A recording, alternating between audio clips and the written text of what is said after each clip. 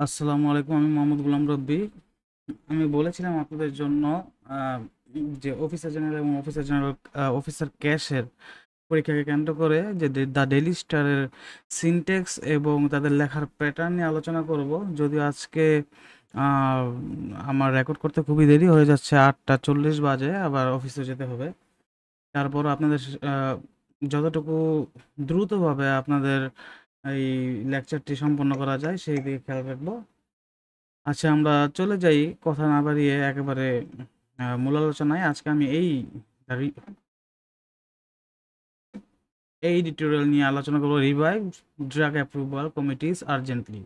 হুম তো এই পুরোটা আলোচনা করব না, হয়তো বা আমরা 5-6টা সেন্টেন্স নিয়ে আলোচনা করব, কিন্তু একে আমরা প্রপারলি শিখতে পারবো যে কিভাবে দ্য ডেইলি স্টার লিখে। আমরা দেখবো তারা কিভাবে লিখে। তো চলুন শুরু করা যাক।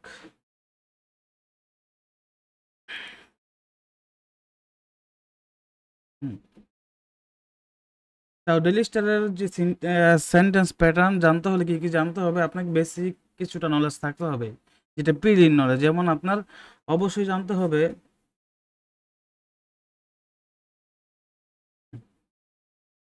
ফ্রেজ অ্যান্ড ক্লোজ নিয়ে, অবশ্যই জানতে হবে। তারপর টেন্স নিয়ে জানতে হবে, ভয়েস নিয়ে জানতে হবে, পার্টস অফ স্পিচ চিনতে হবে। এগুলো না চিনলে অ্যাকচুয়ালি এগুলো প্রিলির সিলেবাস, তাহলে আপনি কিন্তু দ্য ডেইলি স্টারের সিনট্যাক্স বুঝতে পারবেন না। হ্যাঁ, তা আমি ধরে নিচ্ছি আপনারা এগুলো জানেন। তারপর আমি যদি একটু আগাই, এরপরে রিভাইভ, এটা হচ্ছে হেডলাইন ছিল, revive drug approval committees urgently. এখানে রিভাইভ শব্দের অর্থ হচ্ছে পুনরায় বা সচল সক্রিয় করা ড্রাগ অ্যাপ্রুভাল কমিটিস আর্জেন্টলি। যে ড্রাগ অ্যাপ্রুভাল যারা করে, যারা যারা ওষুধের অনুমোদন দেয়, তাদের জরুরি ভিত্তিতে যে সচল করা উচিত। রিভাইভ হচ্ছে কি সচল করা। তো এখন ডেইলি স্টারের যে টাইটেল থাকে, টাইটেলে দেখবেন কোনো মানে বেশিরভাগ ইম্পারেটিভ সেন্টেন্স থাকে, তাদের টাইটেলে যে মেইন অক্সিলিয়ারি ভার্ব কিন্তু থাকে না। হ্যাঁ, তো অক্সিলারি ভার্বগুলো থাকে না, তো দেখবেন সেই জন্য কিন্তু এই জায়গায় কোনো অক্সিলারি ভার্ব নাই। তো আমরা আমরা খেয়াল রাখবো যে ডেইলি স্টারের টাইটেলে কিন্তু অক্সিলারি ভার্ব বেসিক্যালি থাকে না। তারপরের স্লাইডে যদি যাই, এটা হচ্ছে এই যে ওই যে মেন টাইটেলটা ছিল, টাইটেলের হেডলাইনের নিচে একটা লেখা থাকে, যেমন government must help Pharma industry navigate LDC graduation challenges. হ্যাঁ, তো এটা কি, government must help Pharma industry navigate LDC graduation challenges. Navigate হচ্ছে পথ খুঁজে না, নেভিগেট হচ্ছে নেভিগেশন। এটা এই শব্দটা ইউজ করা হয় বেসিক্যালি যারা জাহাজ নেভিগেট করে, নেভিগেটর ওই জায়গা থেকে, জাহাজের নেভিগেটর কি করে পথ খুঁজে পায়। তা পথ খুঁজে নিতে বা মোকাবেলা করতে, এই শব্দটা অর্থ হবে মোকাবেলা করতে। হ্যাঁ, গভর্নমেন্ট মাস্ট হেল্প, গভর্নমেন্টের অবশ্যই উচিত ফার্মা ইন্ডাস্ট্রিগুলোকে কি করতে, নেভিগেট করতে এলডিসি গ্রাজুয়েশন চ্যালেঞ্জেস। এলডিসি যে গ্রাজুয়েশন, এলডিসি উত্তরণের থেকে যে আমাদের চ্যালেঞ্জেসগুলো আছে, এগুলো নেভিগেট করতে বা মোকাবিলা করতে গভর্নমেন্টের হেল্প করা দরকার। কাকে? ফার্মা ইন্ডাস্ট্রিগুলোকে। তো এখানে যদি আমি যদি দেখি, দেখবেন একটা সুন্দর কথা বলি যে অ্যাজ বা ইএস বেসিক্যালি দুই দুই জায়গায় ইউজ করা হয়। এক হচ্ছে নাউনের ক্ষেত্রে, আর হচ্ছে ভার্বের ক্ষেত্রে। তো ভার্বের ক্ষেত্রে অ্যাজ বা ইউজ ইউজ হবে অ্যাকচুয়ালি যখন ওই টেন্সটি টেন্সটি প্রেজেন্ট ইনডিফিনিট টেন্স হবে, এবং কি হবে, সাবজেক্ট হবে থার্ড পারসন সিঙ্গুলার নাম্বার। আর নাউন যদি প্লুরাল হয় তাহলে কি এস বাই এস যুক্ত হবে, তাহলে এটা হচ্ছে নাউন। আর পরের স্লাইডে যদি আমরা যাই, এটা হচ্ছে লেগে প্রথম বাক্য, it is quite concerning that over a year has pass since a sub committee under the directorates general of drug administration D G D A responsible for reviewing new drug registration applications last convinced। দেখেন কত বড় একটা বাক্য। হ্যাঁ, পড়তে গিয়ে ইতস্তত বোধ করছি।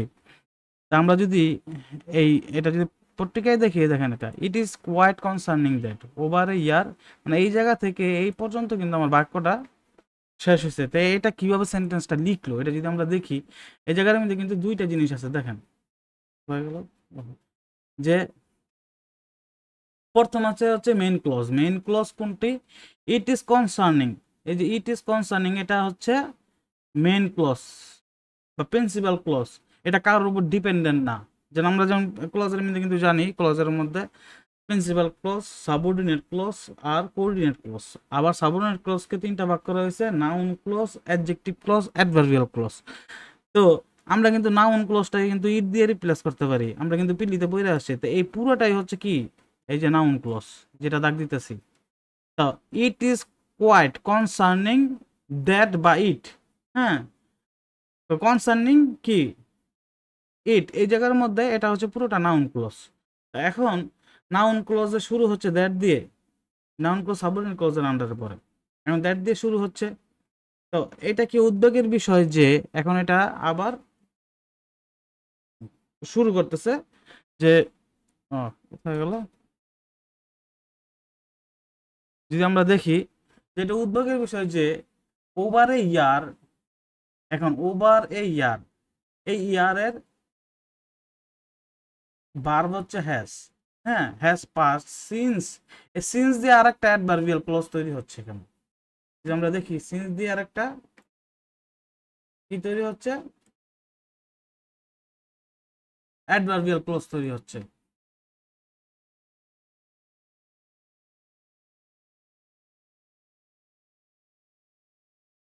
দেখেন এই যে সিন্স দিয়ে কিন্তু কি অ্যাডভার্বিয়াল ক্লজ তৈরি হচ্ছে। এ সাব কমিটি আন্ডার, দেখেন sub committee under directorate general of drug administration DA, এখন থেকে এ সাব কমিটি, এটা হচ্ছে সাবজেক্ট, এটার এখন আমরা এটা ভার্ব খুঁজবো, ভার্ব তো নাই, আন্ডার হচ্ছে প্রিপোজিশন। এখন যে কোনো জায়গায় প্রিপোজিশন প্লাস নাউন দিয়ে না আপনি হচ্ছে সেন্টেন্স গ্রো করতে পারবেন। প্রিপোজিশন আন্ডার হচ্ছে preposition the directorial general noun of, of preposition drug administration, এটা কি অফের পরে নাউন, প্রিপোজিশন প্লাস নাউন দিয়ে আপনি সেন্টেন্স বড় করতে পারবেন। আচ্ছা, তাহলে এটার সাব কমিটির ভার্বকে, সাব কমিটির ভার্ব হচ্ছে কি কনভেন্ট, হ্যাঁ, কনভেন্ট সভা বসেছে। তা এখন এখন responsible for reviewing new drug administration registration application, এই এই যে আমাদের ফ্রেজটা আছে, এই ফ্রেজটা কি ফ্রেজ, সবসময় মনে রাখবেন যে নাউনের পরে যদি কোনো ফ্রেজ আছে তাহলে ওটা হচ্ছে ফ্রেজ বা ক্লজ আসলে ওটা হচ্ছে অ্যাডজেক্টিভ ফ্রেজ বা অ্যাডজেক্টিভ ক্লজ হয়। বেসিক্যালি নাউনের আগে একটা শব্দ যদি থাকে, নাউনের আগে যদি একটা শব্দ দিয়ে নাউনকে মডিফাই করা হয় তাহলে হচ্ছে এটা কি অ্যাডজেক্টিভ, কিন্তু অ্যাডজেক্টিভ ফ্রেজ আনতে গেলে নাউনের পরে আনতে হয়। হ্যাঁ, তা আমাদের বাক্যটা ছিল এইভাবে যে এই এই এই সাবঅর্ডিনেট ক্লজটা যদি হিসাব করি, বাক্যটা ছিল এইভাবে যে sub committee under director general of drug administrations last convent, হ্যাঁ, তো লাস্ট হচ্ছে এটা অ্যাডভার্ব। আমরা জানি সাবজেক্ট আর ভার্বের মাঝখানে কিন্তু অ্যাডভার্ব বসে, তো এটা কি অ্যাডভার্ব, তো এটা কিন্তু ভার্ব। তো সাবজেক্টকে সাবজেক্ট কিন্তু যে এ সাব কমিটি আন্ডার, হুম, তো এটার ভিতরে কি করছে আবার এই যে responsible for reviewing new drug registration application, এটা আবার কি অ্যাডজেক্টিভ ফ্রেজ ইউজ করা হয়েছে। এটা কিভাবে ইউজ করা হয়েছে, যে এটাকে মডিফাই, ড্রাগ অ্যাডমিনিস্ট্রেশনকে মডিফাই করতেছে, which is responsible for reviewing new drug registration applications. এখন এটাকে এটা যদি হুইচ ইজ থাকে তাহলে তো এটা ক্লোজ হয়ে যায়, কারণ ক্লোজ আমরা জানি ফাইনাইট ভার্ব থাকে। ফাইনাইট ভার্ব কি মানে আপনি টেন্স চিনতে পারবেন, এটা কোন টেন্সে আছে এটা ডাইরেক্ট চিনতে পারবেন, এটা হচ্ছে বেসিক্যালি ফাইনাইট ভার্ব। তা আপনি তো এই জায়গার মধ্যে টেন্স চিনতে পারতেছেন হুইচ ইজ দিলে, কিন্তু যখন responsible for reviewing new drug registration applications এটা দিলে কিন্তু কোন টেন্স আছে এটা চিনতে পারতেছেন না। তো যখন এই টেন্স চিনতে পারবেন না ওটা হয়ে যাবে ফ্রেজ, ফ্রেজ ও শব্দগুচ্ছ, ক্লজ ও শব্দগুচ্ছ। তো ক্লজ আর ফ্রেজের মধ্যে বেসিক ডিফারেন্স হচ্ছে একটা দিয়ে টেন্স চিনা যায়, একটা দিয়ে টেন্স চিনা যায় না। বেসিক্যালি বলে ফাইনাইট ভার্ব আছে, একটার মধ্যে ফাইনাইট ভার্ব নেই, ঠিক আছে। তো আমরা কি করব এটাকে, এই যে এটা তো ছিল এই পর্যন্ত, এখন এটাকে এটা এটা ছিল ক্লজ, ক্লজকে কিভাবে আমরা ফ্রেজ করব, যে হুইচ, যে subordinate clause marker which, which এবং এরপরে যদি কোনো অক্সিলিয়ারি ভার্ব থাকে ভার্বটা আমরা উঠিয়ে দেব। তো হুইচ ইজ আমরা উঠিয়ে দিলাম, তারপর কি থাকলো responsible for reviewing new drug registration applications, আর এটাকে বোঝানোর জন্য এই যে কমা ব্যবহৃত হয়, ঠিক আছে, এই যে আলাদা করে দেওয়ার জন্য। তো এটার আমরা অবসময় অনেক সময় কিন্তু অ্যাপোজিটিভ বলি, যে নাউনের অতিরিক্ত তথ্য, ঠিক আছে। তা এটা কিন্তু বুঝতে হবে যে একটা আরেকটার সাথে কি ইন্টার রিলেটেড, হ্যাঁ। এখন বাংলা করার সময় আমরা কিভাবে বাংলা করব দেখেন, responsible for reviewing new drug registration applications, যারা রেসপন্সিবল ছিল কি, যারা রেসপন্সিবল ছিল নিউ ড্রাগ অ্যাপ্লিকেশন, মানে নতুন করে যারা মার্কেটে ওষুধ আনতে যায় তাদের যে অ্যাপ্লিকেশনগুলো রিভিউ করার জন্য। হ্যাঁ, এটা কে ছিল? Drug admission D G D A. তো এটা যথেষ্ট উদ্বেগজনক যে it is quite concerning that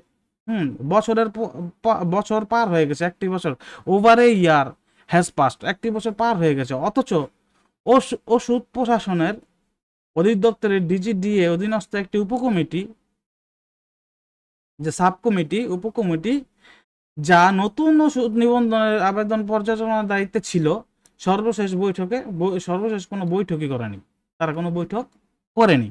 এর জন্য এটা উদ্বেগের বিষয়। তারপরে যদি আমরা যে লাইনে যাই, ওর্স, এখানে ওর্স হচ্ছে অ্যাডভার্ব, এখানে কি ওর্স হচ্ছে অ্যাডভার্ব। এখন ইন্ট্রোডাক্টরি অ্যাডভার্ব ওর্স, মানে এটা দিয়ে মানে সেন্টেন্সে শুরু হচ্ছে, ঠিক আছে, ওর্স। আর এই ওর্সের এই জায়গার মধ্যে বাংলা মিনিং হচ্ছে, এর চেয়ে খারাপ হলো the drug control committee responsible for final approvals has not meet in 2 years। এখন দ্য ড্রাগ কমিটি, মেন বাক্য ছিল the drug committee has not meet in 2 years। এখন এটার ভিতরে আবার যেহেতু এটা দ্য ড্রাগ কমিটি, এটা যেহেতু কমিটি কি নাউন, কালেকটিভ নাউন, এটার জন্য আবার কি একটা অ্যাডজেক্টিভ ফ্রেজ আনছে। এটা প্রথমে অ্যাডজেক্টিভ ক্লজ বানাইছে যে কমিটি, দেখেন মেন ক্লজ কি, the drug control committee has not meet in 2 years। হ্যাঁ, তারা 2 বছর ধরে কি মানে একবারও বৈঠক করা নেই। তো কমিটি হচ্ছে নাউন, নাউনের এখন একটা অ্যাডজেক্টিভ ক্লজ আছে, দোজ হু আর রেসপন্সিবল। এখন দোজ হু আর, এটা দিলে তো ফাইনাইট ভার্ব আছে, তার মানে এটা কিন্তু ক্লজ হয়ে যায়, তো এটা কিন্তু উঠাই দিতেছে। সেজন্য উঠাই দিয়ে কি করছে, যে অ্যাপোজিটিভ হিসাবে এই যে 2 কমার মাঝখানে কিন্তু অ্যাডজেক্টিভ ফ্রেজ আনছে, responsible for the final approvals. বুঝতে পারছেন? তো এইটার এই যে দ্য ড্রাগ কন্ট্রোল কমিটির এইটার কিন্তু ভার্ব হচ্ছে হ্যাজ নট মিট। হ্যাঁ, আর এটা হচ্ছে মেন ক্লজ, এটার ভিতরে একটা অ্যাডজেক্টিভ ক্লজ আছে। তাই এর চেয়ে খারাপ হলো চূড়ান্ত অনুমোদনের, দেখেন responsible for the final approvals,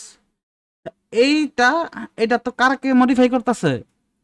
drug control কমিটিকে মডিফাই করতেছে। তাই চূড়ান্ত অনুমোদনের জন্য দায়িত্বে থাকা ড্রাগ কন্ট্রোল কমিটি, এই যে এইটা আমরা আগে আইনা ফেলবো, এই যে ড্রাগ কন্ট্রোল কমিটির আগে অনুবাদের সময়, কারণ ড্রাগ কন্ট্রোল কমিটির তো মডিফাই কে করতেছে, এই যে পিছনের অ্যাডজেক্টিভ ফ্রেজ।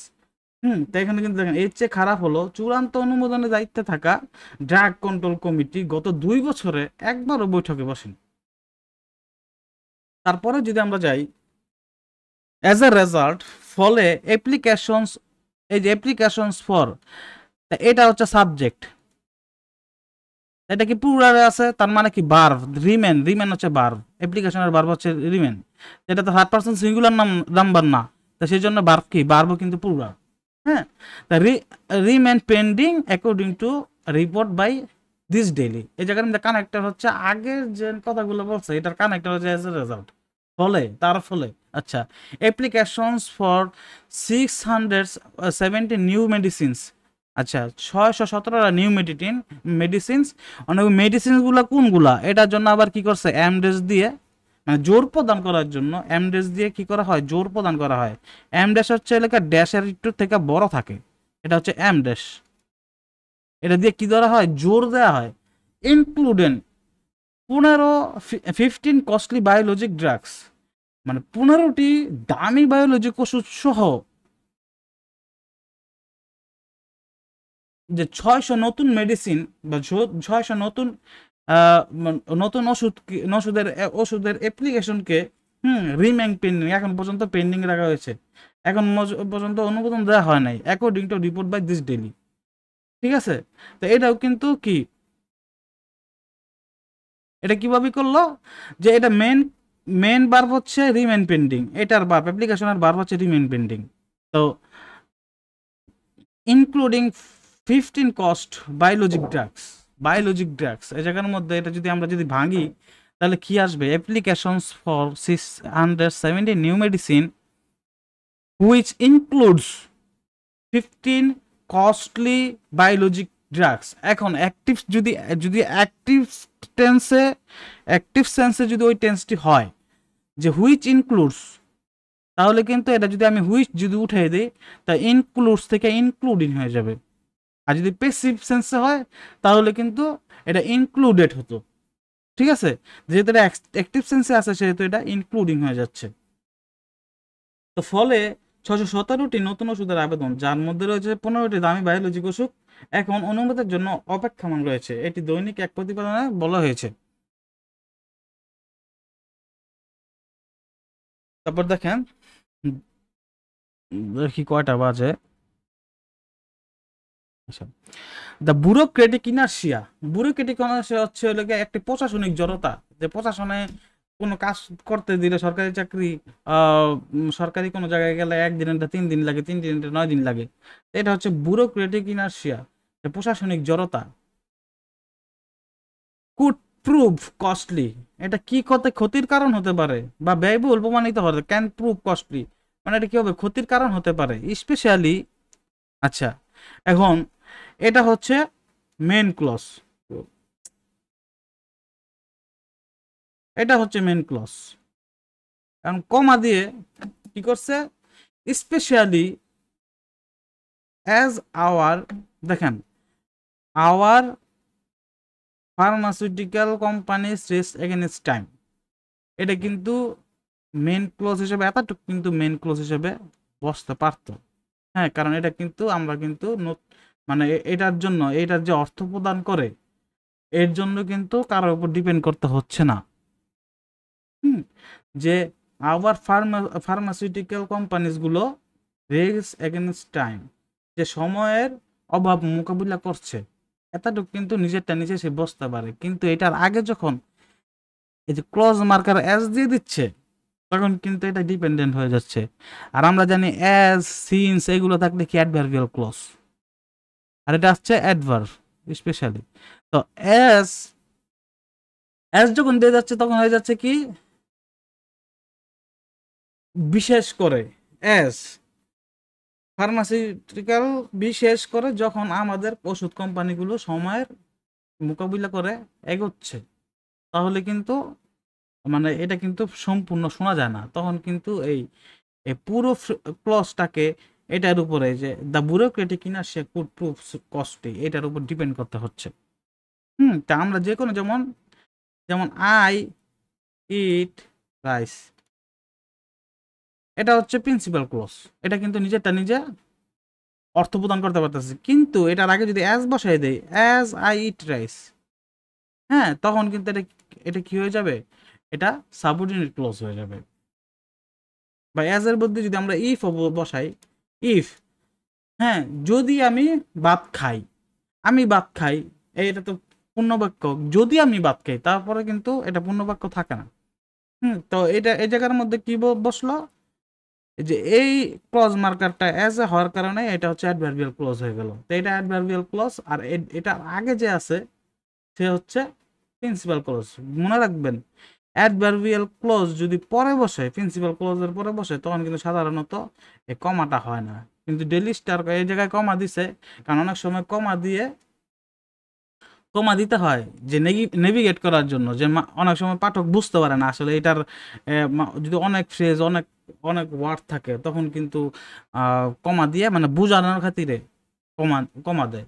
কিন্তু বেসিক্যালি যদি অ্যাডভার্বিয়াল ক্লজ পরে আসে, তাহলে কিন্তু এই আপনার প্রিন্সিপাল ক্লজ এর পরে কমা আসবে না। আর অ্যাডভার্বিয়াল ক্লজ যদি আগে আসতো, তাহলে প্রিন্সিপাল ক্লজের আগে এই জায়গার মধ্যে একটা কমা বসতো। ঠিক আছে, তো এটার বাংলা কি হবে? এই যে সুন্দর একটা ইডিয়ম দেওয়া আছে, রেস্ট এগেনস্ট টাইম, খুব অল্প সময়ের মধ্যে কিছু গুরুত্বপূর্ণ কাজ শেষ করার তীব্র চেষ্টা করা। এই ধরনের প্রশাসনিক জনতা বড় এই ধরনের প্রশাসনিক স্থবিরতা বড় ক্ষতির কারণ হতে পারে, বিশেষ করে যখন আমাদের ওষুধ কোম্পানিগুলো সময়ের অভাব মোকাবিলা করে এগোচ্ছে। তারপরে এটাই এটাই মনে হয় লাস্ট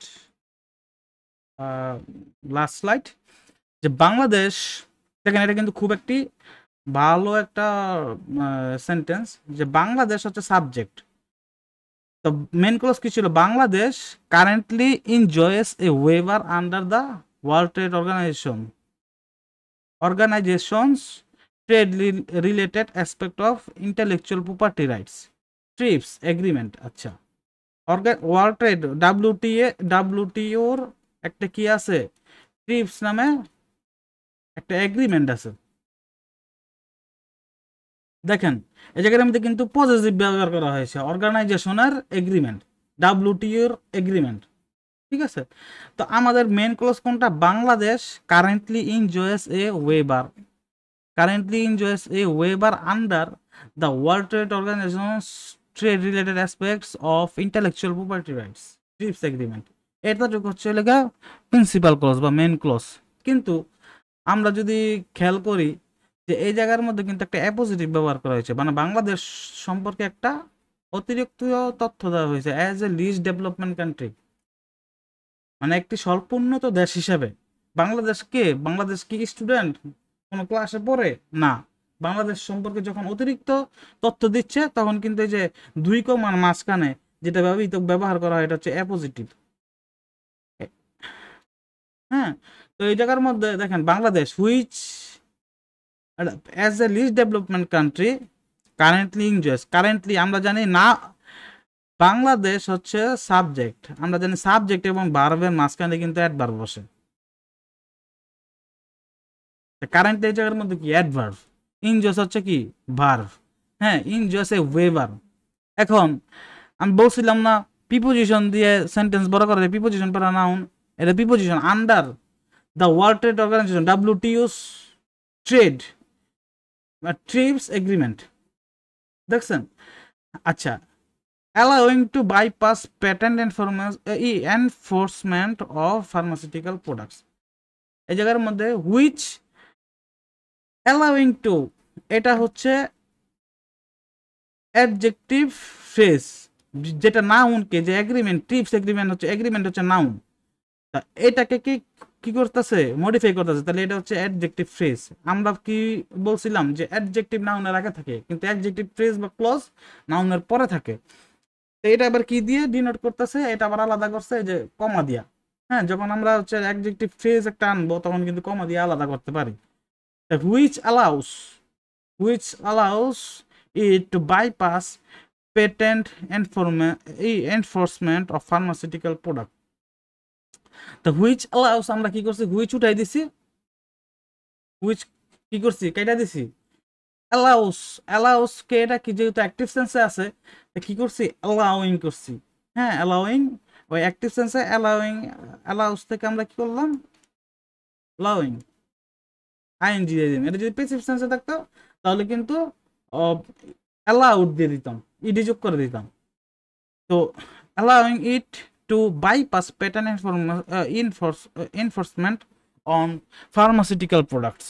তো এটাকে আমি যদি দেখি স্বল্পোন্নত দেশ হিসেবে বর্তমানে সর্বোন্নত দেশ হিসেবে বাংলাদেশ, দেখেন এই যে এটা যেহেতু adjective phrase, as a least development country, এটা আগে দিয়ে দেবো বাংলার সময়। স্বল্পোন্নত দেশ হিসাবে বাংলাদেশ কি করছে, বাংলাদেশ বর্তমানে এনজয়েস এ ওয়েবার, বর্তমানে কি একটি ওয়েবার পাচ্ছে under the world trade Organization, কার আন্ডারে, WTO এর আন্ডারে থাকা যে ট্রিপ এগ্রিমেন্ট, ওই এগ্রিমেন্টের সুবিধাটা নিতেছে কি বাংলাদেশ। তো ট্রিপ এগ্রিমেন্ট কি করতেছে বেসিক্যালি, যে হুইচ ইজ অ্যালাউইং, যেটা অ্যালাউ করতেছে টু বাইপাস প্যাটার্ন এনফোর্সমেন্ট, যে বাইপাস করতে মানে অব্যাহতি, মানে বাইপাস করতেছে কি প্যাটার্ন এনফোর্সমেন্ট, প্যাটার্ন করার জন্য যে আপনার ল আছে, আইন কানুন আছে, ওইটা বাইপাস করতে অন ফার্মাসিউটিক্যাল